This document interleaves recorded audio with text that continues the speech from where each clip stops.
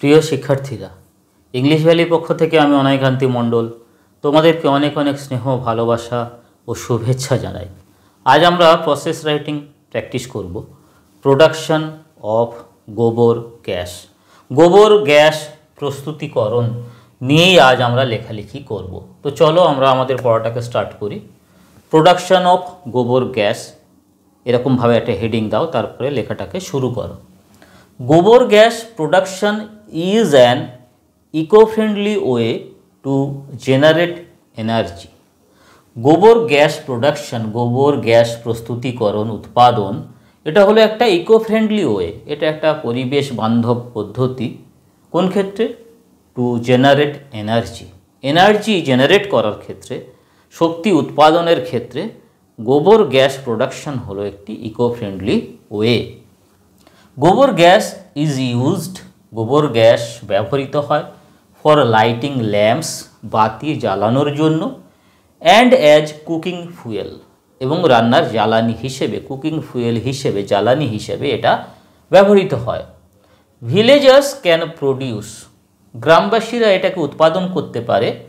Villagers can produce গোবর gas using these steps, এই স্টেপগুলোকে, এই পর্যায়গুলোকে, এই ধাপগুলোকে ব্যবহার করে, ফলো করে গ্রামবাসীরা খুব সহজেই গোবর গ্যাস উৎপাদন করতে পারে।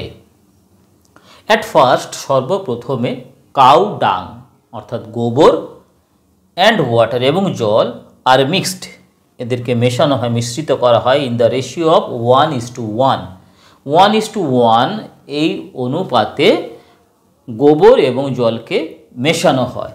The mixture is then kept, এরপরে এই মিক্সচারটাকে, এই মিশ্রণটাকে রাখা হয় ইন এ লার্জ পিট, একটি বৃহৎ, বিশাল বড় পিট, পিট মানে কি? বৃহৎ গহ্বর, গর্ত, তার মধ্যে রাখা হয় ফর নিয়ারলি এ মান্থ, প্রায় 1 মাস ধরে, 30 দিন ধরে, 30, 32, 35 দিন ধরে রাখা হয়।